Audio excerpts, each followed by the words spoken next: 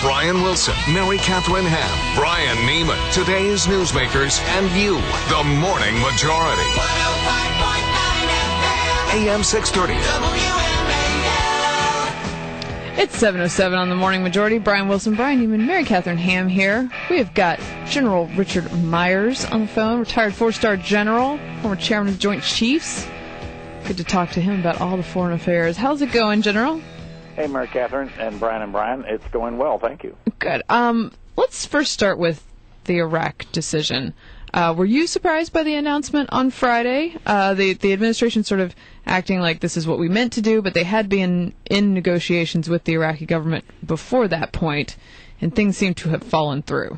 Yeah, I think my understanding was that the U.S. government was negotiating very hard with the Iraqi government, trying to find a status of forces agreement that would protect our troops, any troops left behind after this year, and give prosecutional jurisdiction to the United States, vice Iraqi courts and so forth. So apparently that fell through, or they decided it was time that they couldn't get that done and had to make the decision and the logistical efforts to move our folks out. So they made the decision that we're leaving. Do you think it would have behooved them to try and find some compromise instead of giving up on the negotiations?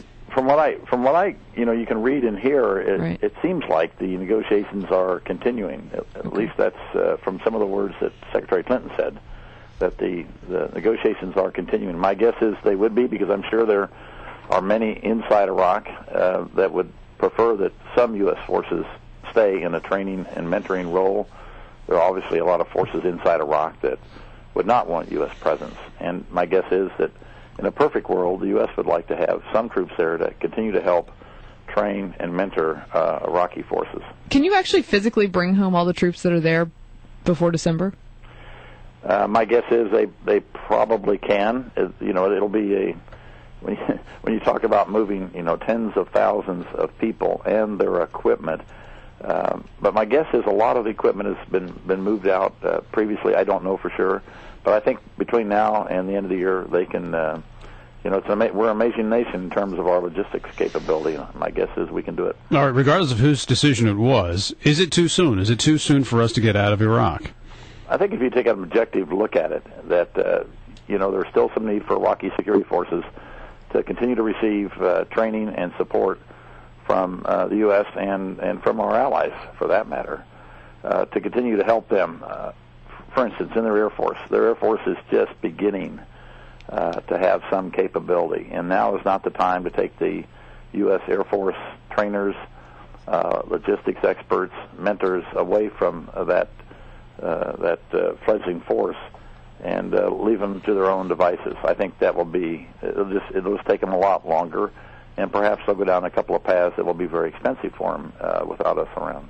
General Keane, who is seen as one of the architects of the idea of going in with a troop surge, which many would say was the reason we ultimately prevailed in Iraq, has been quoted as saying that we won the war, and now we're in danger of losing the peace. Do you agree with that assessment? Well, I saw General Keane's comments, know him well. I guess my comment would be Iraq is a sovereign nation at this point, and they have to make decisions that they think are in their best interest. So I think that's part of what we saw.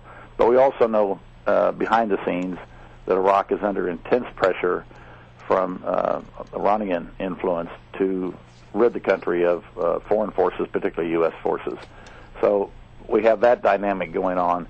I think in an ideal world, both U.S. and Iraq would say it'd be better we'd stay. How it shapes up in the future, we'll have to see. I mean, there is some advantage to having Iraq know they're on their own, and they have to do it at this point. And that's been one of the things we've been trying to do for some time, is for Iraqis to take responsibility for their own country.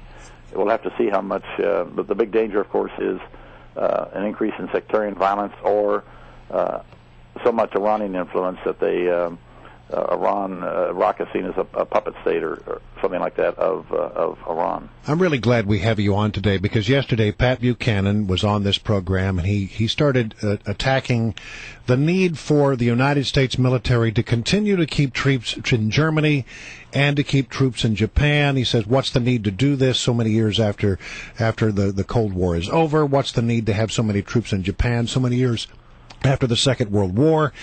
And to me, I see the reason of having troops pre-deployed around the world. I didn't do a very good job of making that point. Is Pat Buchanan right, or do we still need to have that many troops in Germany? Do we still need to have that many troops in Japan?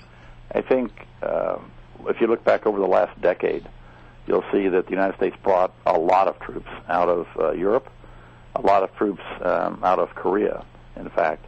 I don't think we changed our footprint much in Japan. But if you just take Asia Pacific, where Secretary Panetta has been, and you look at our interest, U.S. interest in Asia Pacific, I think you'll quickly come to the conclusion that U.S. forces that are stationed forward deployed in Asia Pacific provide security and stability that no other nation can provide, and that they've been doing it since the end of World War II, and that if we were to withdraw, you'd put in jeopardy, I think, that security and stability, which, by the way, has brought unprecedented prosperity to Asia-Pacific nations, not to mention our nation.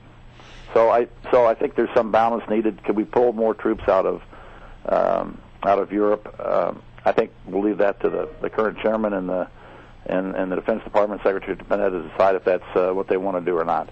But just your listeners need to be assured that there have been big withdrawal of troops out of Germany and Korea in particular in the last 10 years. In fact, in the first part of the first decade. All right, before we let you go, I ask you about Libya. Gaddafi's gone. He's dead. There will be a new government instituted there. There's talk of Sharia law being a big part of that government.